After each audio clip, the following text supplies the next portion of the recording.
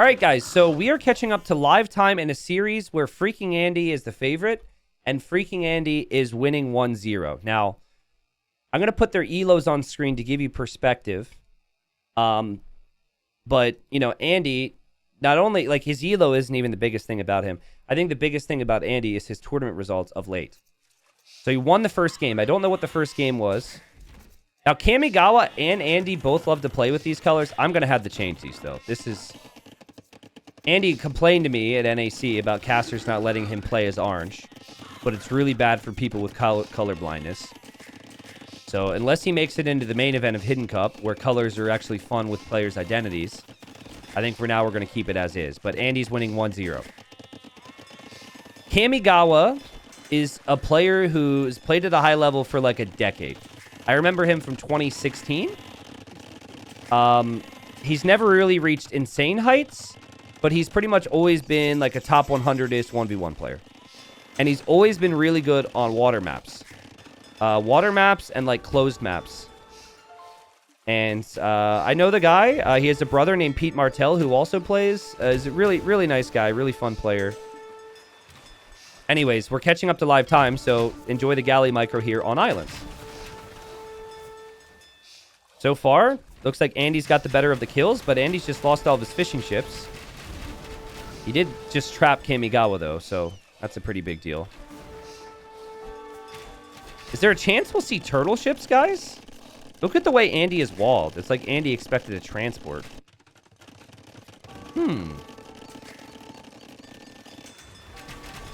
Interesting. I mean, I love Andy's position. I think Andy's way ahead right now. Andy's taking out docks. Andy... Oh, no way. Triple transport from Kamigawa? What? Oh, he queued up transports by mistake. Okay, I saw them in queue. Well, it is 3 TCs for Kamigawa, and Andy's Navy advantage... I mean, he hasn't even upgraded to War Galley yet, which is super weird. Alright, guys, so... something we did with this version of Islands... to give more of an advantage to the player who has control, is we added 2 relics per neutral island here. And we got a castle drop from Andy. Dang. So, basically now, because Andy's has water control, he can get up to 5 relics if he snags this one. Or maybe it's 2 on one of them and 1 on the other. Maybe I got it wrong. It's 2 per player island. And then it is 2 or 3 in the middle. Or sorry, 3 or 4 in the middle. I forget.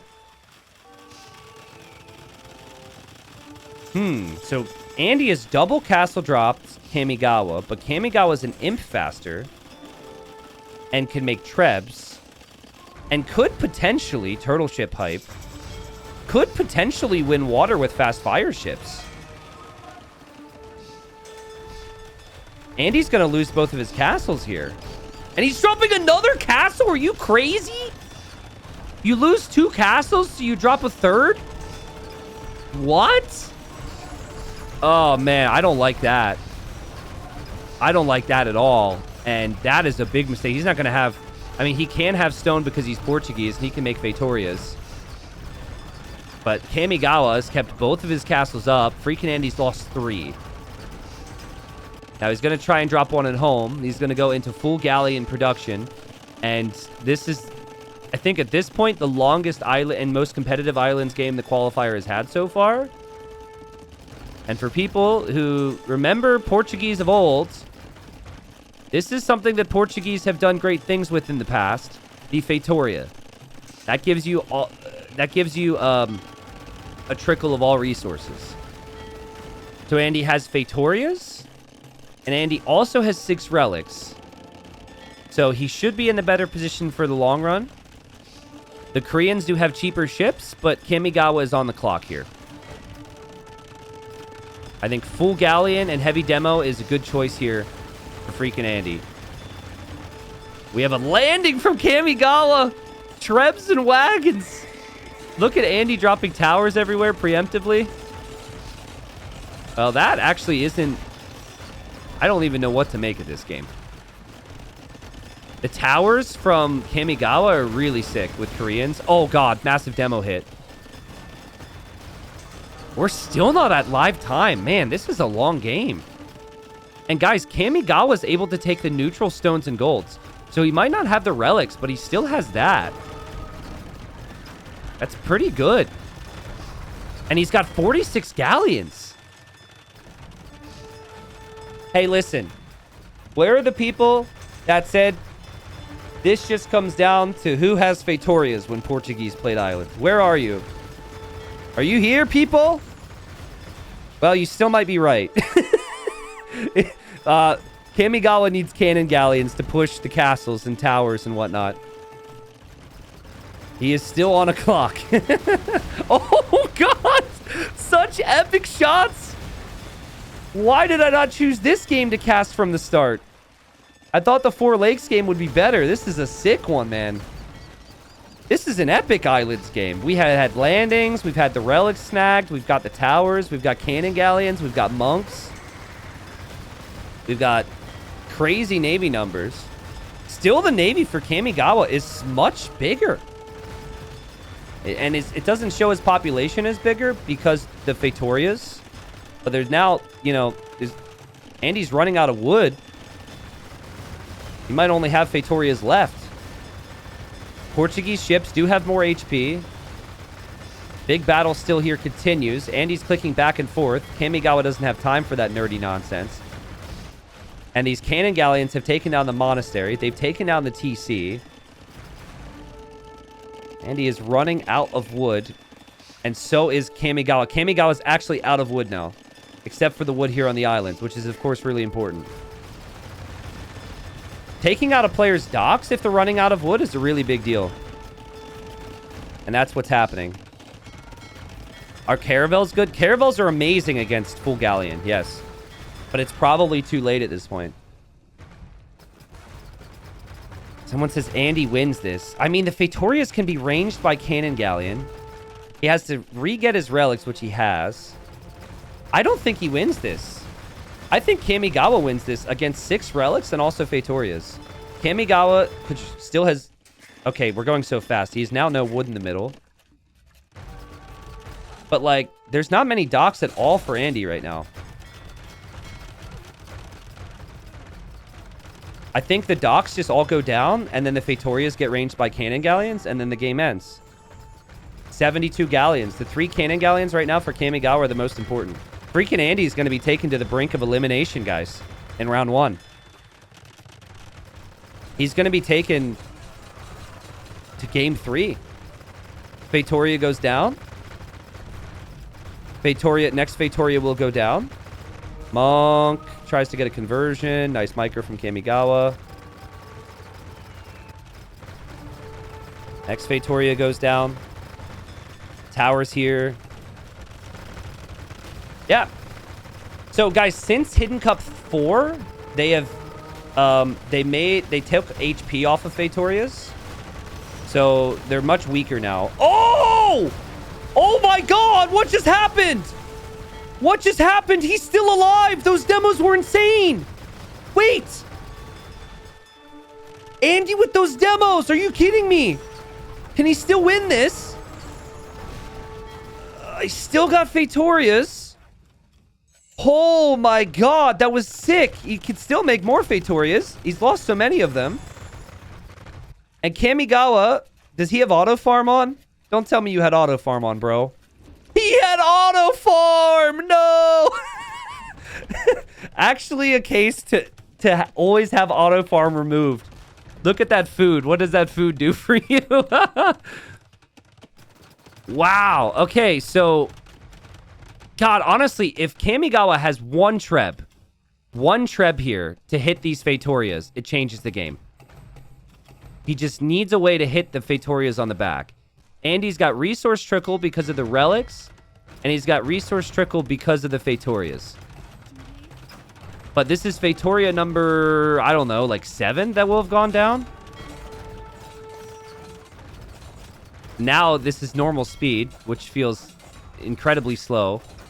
And Andy figures, I don't need these villagers for anything anyways. I'm just going to rush down your towers. Well, we wanted the most balanced islands version we could get. I wanted the player who had the middle control and got the relics to have a lead. But at the end of the day, it has turned into a wood game. Who do you guys put your money on here? I think, as stupid as it is, you can see they're buying wood. It has to be Andy. Because Andy can... He has more gold income. Right? So... I mean, actually, hold on. How much gold is this? Ooh, that's 800 gold. That's a big deal. That's a really big deal. Oh, it's so close. And there's cannon galleons from Kamigawa, which are elite and can accomplish so much. Andy's ships have more HP, so he's got 30. And, oh, Kamigawa, like, this hurts so much. Andy's got the 4 relic advantage. Andy can make the Fatorias, which may or may not have paid off at this point, because he's lost so many of them. The tower can help in the fights, but Kamigawa hasn't exactly attacked the Navy here with the tower yet. Cannon galleon from Andy's here. Working population, Andy has 50 units. But he's got relics and he's got Fatorias. Andy has way more HP on his ships. And he can be patient because he has the relics and Fatorias. Oh no, Cannon Galleon goes down! Cannon Galleon Micro! Andy, what a save! He saved it! What? And he has to save it because he could lose his Fatorias and his docks soon if he takes a bad fight. Is the Cannon Galleon in there? I can't tell. Maybe it did end up going down. Big engagement. Honestly, these villagers, anything you can use as a distraction is helpful here for Kamigawa. Kamigawa really wants this castle. Kamigawa down to 16 ships. There's 25 ships for Andy. Some of the ships for Kamigawa are not engaging against the Navy from Andy. And Andy sees it. And Andy, with the relics and with the Fatorias and with no wood left on the map, is gonna get the win here. Right? Surely. That's GG.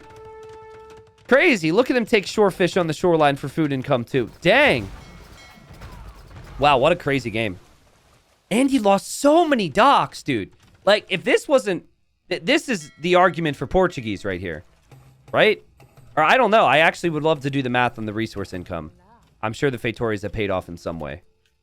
GG.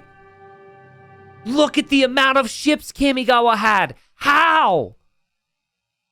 I mean, Andy just took really good trades this game, I guess. We went so fast, so I couldn't really break it down.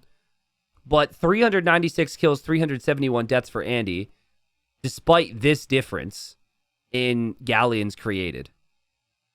120 additional galleons there for Kamigawa. Maybe he ran into towers. Maybe he just ran into castles. I think a lot of it's the Portuguese HP, too.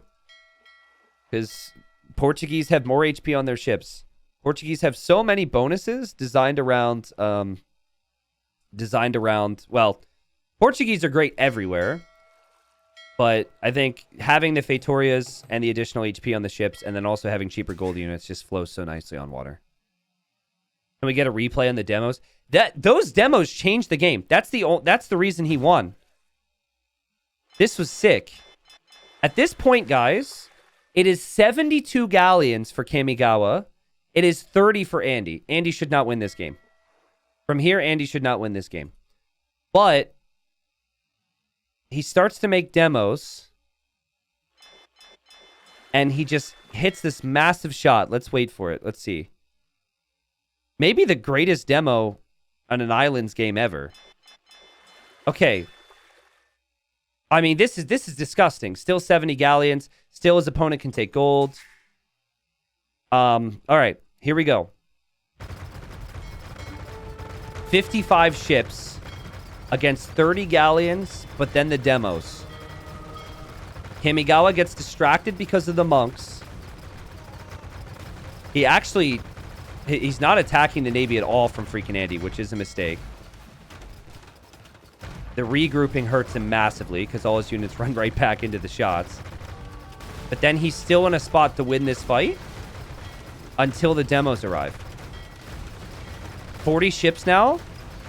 35 ships before the hit. He tries to run.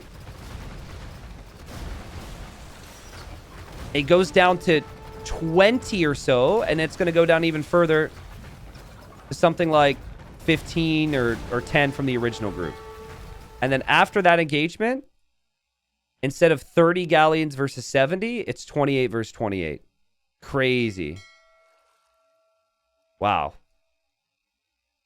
Well, freaking Andy moves on to the next round. Have fun to whoever plays Andy next. Don't pick islands or don't let him get Portuguese. That's my advice to you. Kamigawa played a great game. Salutes to Kamigawa, please. He's the underdog. Probably wouldn't have won game 3 if it went to a game 3. He played super good there. That was crazy. I still can't believe with this discrepancy that Andy won that game. Because, like, I don't know. I mean, Res Collected was great. The trades were just awful the whole way through. He just barely held on.